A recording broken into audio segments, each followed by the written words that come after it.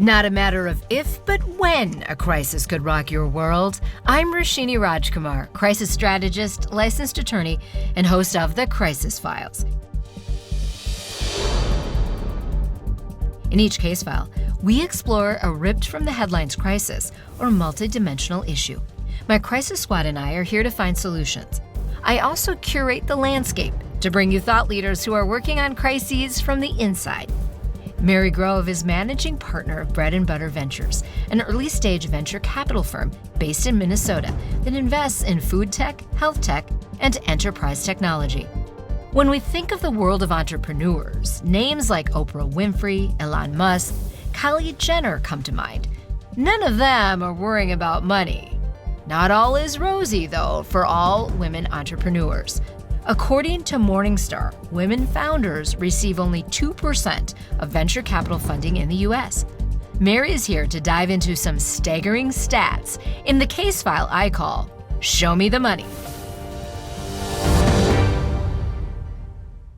Mary, the picture is bleak. Forbes.com says women entrepreneurs employ about 10 million people and generate $1.8 trillion in revenue. So what's going on here? Well, Roshini, first, thank you so much for having me. I'm such a big fan of your series and the work that you and your team do to shed light on some of these key topics that face all of us. And I'm excited to dive in today. You're absolutely right that the situation is bleak, unfortunately very bleak for female entrepreneurs today. And there are many reasons. The fundamental truth is that we know that great ideas are born everywhere, created by people of all backgrounds, because the best entrepreneurs, the best companies, are usually founded by people who are solving a problem that is near and dear to them, that is pressing for their lives, but is also applicable to millions or maybe even billions of other people. And so we know that great ideas come from anywhere. And so what I really want to hone in on today is this issue of access, right? It's access to capital. And if we look at the history of the venture capital industry, it's really an issue of democratizing access, right? It's a closed network access business. And I love and am deeply passionate about the work that we get to do as venture investors. One of the things that I'm passionate about changing, too, is that closed network access business where what that means is usually require a warm introduction to an investor to even get a meeting. And it's people funding people who are in their immediate or 1 degree of removal network that is perpetuating this cycle of some of the institutional barriers to accessing some of this capital that is out there. So the good news is there are many phenomenal female founders and female-led companies out there, and there's capital out there too. So it's really a question of how do we break down those barriers in the industry and how do we democratize that access? Before we get into some of that breaking down of the barriers, I often find it's helpful when people understand what drives my guests who I bring in on the Crisis Files. And so much of your origin story goes back to your family, goes back to your time at Google, for why you're doing what you're doing today. So let people know a little bit about that, because I really think it informs how well-versed you are on this topic. My origin story is that I come from a very scrappy immigrant entrepreneur family. My parents were both born in Thailand in rural villages and really came to the U.S. separately, embodied that quintessential American dream. They met here, had 3 children, ran a variety of small businesses together, primarily in healthcare for over 35 years. And to me, that was an unbelievable gift, right? Growing up in this environment of seeing the tenacity, the grit, what success looked like, what failure looked like. It wasn't really about just innovating for innovation's sake. It was, for survival. And so you'll see a pattern too, right? Many phenomenal companies are founded by immigrants. And so I grew up in that environment and really came to appreciate and love what entrepreneurship could be. And my parents also instilled that in me of you need to be your own boss, right? Control your own destiny. So from there, I studied in the Bay Area, right? Went to college at Stanford, and I didn't study tech, but being in the backyard of Silicon Valley at such a unique time in the industry really was a combination of being in the right place at the right time, but also leaning into opportunities and really trying to put in a lot of cycles of early learning. And so I ended up at Google in 2004, my first job out of school, and thought I would spend 1 year there on the way to law school. And it was an amazing place, right? I was employee roughly 2000 when I started, and 15 years later, I left, and we were over 100,000 employees globally. And so many of the lessons that I learned during that era of exponential growth, of growing from Google began as a startup in a garage to this global titan, but really driven and motivated by a lot of really important values, including, right, organizing all the world's information, making it universally accessible and useful, and just had a great opportunity there to work with phenomenal people to help build teams, always around business development, emerging market expansion. And I built the Google for Startups organization in my last 6 years there, which was our umbrella for thinking through and investing in both startups, but also startup ecosystems, working all over the world, working to support founders in over 100 countries, taught me firsthand these fundamental principles of, wow, entrepreneurs are ever innovating. And usually it's because they have to, right? It's a matter of necessity. That principle of constraint breeds creativity is a huge part of it. I also saw that talent was everywhere. And often markets, they just lacked access, right? Access to resources, access to things like venture capital, coaching resources, mentorship resources. And so the common thread throughout the last 2 decades of my work has been this passion for really trying to elevate people who are either overlooked as entrepreneurs or ecosystems that are underlooked because of their geography, for example, or really any lens on it. It's uncovering those absolute diamonds. And I think coming to Minnesota, it just honed in on that principle in a different way. So I moved to Minnesota about a little over 5 years ago from California. And this is now completely home to me. But I joke I'm a proud Minnesotan by marriage. Right? My husband's from here. We have a 75-person family on his side here in the Midwest. And we think it's a great ecosystem to build a family, to build a life. And then from the business perspective, what a gift to be in a place that has such a diverse industry sectors, right? And it's different from where I came from. It's interesting because there are a lot of people listening all over the country who might think, Minnesota, are you really diverse? Now, perhaps in population, we're not as diverse as some parts of the country. But in actual business dynamics, entrepreneurial spirit, ideas, there is diversity here. What are some of the lessons, though, just in general, no matter where that next great idea is, no matter where it may find itself in our country, in our world, what are some of those similarities that make for a good idea that actually should walk into bread and butter ventures and say, hey, can I have some money? Show me the money. There's so many ways that entrepreneurs can approach building a business, right? So to me, when I work with founders, the first fundamental question is, what type of business are you building? Why are you building it? And what are your short and long-term goals? Because there are so many ideas worth pursuing out there. And equally, there are a number of different ways to capitalize a business. So the business that we're in with Bread and Butter Ventures is very specific, right? Venture capital really is a structure where we, as fund managers, go raise funds from what we call limited partners or LPs. And those are often, institutions, foundations, pension funds, university endowments, corporations, some individuals who are investing their capital into our fund. We then steward that capital, invest it for financial return into what we think are the best and brightest ideas. And our commitment is we're going to return your capital multiple times over, hopefully, and help some phenomenal founders build some life-changing technologies. And that's a very specific form of capitalization where our interests need to be aligned and the timeline also needs to be aligned. So we don't talk about it as explicitly in venture capital, but as a seed stage or early stage investor, our commitment to our investors is we would like to return capital to you in roughly 7 to 10 years. So it's a long-term investment, but also we are committing to, we want to return that capital, right? And the only way to return capital is to have an exit, which is either the company goes public or they get acquired through M&A.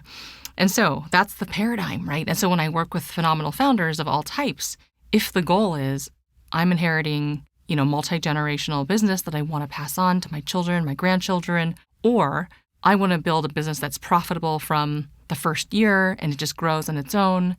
These are all viable things. It's not a one-size-fits-all. So I would ask myself as the entrepreneur, what type of business am I building? What am I seeing as the long-term and short-term goal? Do I want to sell the business? Do I want to take it public? Do I want to pass it on? Do I want to run it on the side while I also have other businesses that I'm building? And so that's the most fundamental question. If you've chosen the venture route, then I think the question becomes, is this a quote-unquote venture-backable company? And that means that, we're building a true platform, not a feature, not one specific product, not something that could be part of a broader company that already exists out there. You're trying to build a market, a category creator, not just reorganize an existing category. And that's when we get super crazy excited, right, about the vision aligns with something that's a problem that we believe is so enormous, can be solved through technology, but this is a really different approach. And what you're talking about is not haphazard. Bread and Butter Ventures currently has 67 portfolio companies. 54% are led by female founders. So getting back to some of the challenges that women have in finding money, a SCORE survey says only 25% of women entrepreneurs seek financing over the lifespan of their business. Why is that? So maybe there's that money out there, but a bunch of these women founders aren't even trying to get it. It's fascinating to look at the numbers that are in the Bread and Butter portfolio, right? That 54% of companies being led by female founders. We get the question a lot, how does that happen, right? Do you have quotas and absolutely no. Our objective is to invest for financial return, full stop. And we know the data show too, right? The best way to achieve the best financial performance is to invest in diverse teams, multi-founder teams with different perspectives. And we believe in building, right, investing in technologies that are built by people who represent the people their technologies are built to serve, which is usually everybody. That's an important piece of how we're trying to do it. Some of the reasons behind why I think we're seeing the numbers that we think about the full stack of venture capital. So I spoke earlier about the limited partners or LPs. Who do we take capital from, right? Who invests in our fund? Are they diverse? Are they values aligned? Do they care about it? Second layer of the cake, right, is the team, the investment team, our whole team. We're proud of the fact that our team is 75% female. 50% of our investment team are people of color. And so we think about representation truly matters. It is a phenomenal, strong market signal out there to entrepreneurs that we're open for business and we're looking for founders from all backgrounds. So by virtue of that alone, I can tell you that if I look at we call it deal flow, right? The number of deals that we see in a year, we see about 2,000 or more investment opportunities, deals per year. We invest on average 1 new investment per month, so that's about 12 per year. So that's a really high funnel that we're looking at. And if we look at that data, just by having the team be more diverse, we're seeing diverse deal flow. And then you go a step deeper and that closed network access business, meaning, do you have a warm intro? Who can I make a warm intro to you for? That's part of the industry. We see deals from over 500 firms in our network, and we share deals with them too. But it's so important to us to have the open door, right, where we're actively inviting founders to come meet with us, because it's an intimidating barrier to have. And if you're relying on someone who knows someone, that's not going to work out for a lot of founders. And so a couple things we do. Every member of our team does open office hours weekly. You can find them on our website, right, breadandbutterventures.com. And you can book time with any of us, specifically if you want to look at, Brett leads food tech or I lead healthcare, book with the person you want to meet with. And you can do anything from get advice. We've had students come and meet to learn more about venture capital, but usually it's pitching an investment opportunity. And I would say that 90+% of people who come to my office hours are women and people of color. And I've had so many people, I invest very actively in women's health, for example, say it's so nice to cut out that first 20 minutes of the meeting where I'm trying to explain why these topics in women's health are important, which is crazy, right? And so those are some of the reasons why I think we've just leaning forward a little bit into it has already made an instrumental amount of difference. And so it's that intentionality without having it be in a tokenizing way, right? If we are looking for the best investments, and we understand that it's not just that women are going to build for sectors like fashion or women's health, right? We're building deep tech, AI companies in food tech and supply chain and enterprise software, yes, in healthcare. And so I think we owe it to ourselves and the next generation to really be much more deliberate, collaborative. We still have a lot of work that we're trying to do to advance this within Bread and Butter and hopefully try to help be part of creating this new blueprint for investing. So I want to wind down with advice for two different groups. First, the people out there who could be those investors, the venture capitalists out there, others with money they're looking to spend. What is your advice and your ask of them? Part of changing the dynamic is part of changing who brings capital to the table, absolutely. And so I would encourage anybody who's an individual, or if you're at a corporation or an institution that has capacity to consider venture capital, please know we need more perspectives in the mix, right? And a great way to get started if you're an individual, for example, and want to learn the mechanics of investing, look at one of the angel groups or a fund out there here in town, a group that I In love Minneapolis. in Minneapolis. It's called Groove Capital. For example, they are Minnesota's first check fund. They have a fund, but they also have an active syndicate of angels who they really teach you the ropes from A to Z of how to look at a deal, what questions to ask, what to look for in the data, and they bring deals forward to the group for people to weigh in on and opt in as they like. If you're elsewhere, if you're national, Angel List has a number of syndicates. There are a lot of great groups to just start dipping your toe in the water and learning the mechanics to get more comfortable. If you're a corporation, there are so many great funds in your sector. So one of the reasons why corporations or institutions like this asset class, right, is you are the behemoth titan in the industry. Innovation comes both top down and bottoms up. So having your ear to the ground and knowing the patterns of what the earliest emerging tech startups are building could be really useful to your business. And so that's a trend more and more of corporations developing their own fund vehicles to start investing. So I would say just raise your hand, dip your toe in the water, and really start deploying a little bit of capital gradually and starting to learn. There's so many great opportunities right now. And then to those who want the money, what's your number one thing they need to do if they come to you or any other venture firm asking for funding? The number one thing is that narrative, that strength of the narrative of what are you building? How does this transform the industry that you're in?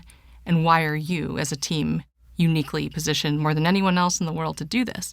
Because at our stage of investing, it really is a founder and team bet because it's so early. We have to, of course, love the space and the idea is powerful, but really it's about that team. So it's about the power of storytelling, setting that huge big picture vision, and then working backwards to show, why are we the best people on the planet to do this? Well, Mary Grove has given all of you out there who are either looking to spend or looking to find money a great roadmap. Thank you so much, Mary, for taking us inside the stats and showcasing a pathway to solutions. Find out more about Mary and her VC firm at breadandbutterventures.com. Today's Crisis Brief is sponsored by Goff Public. Number 1, an idea is step 1. What you do with that idea, with whom you choose to partner, and how you find your plan are also key steps on the journey.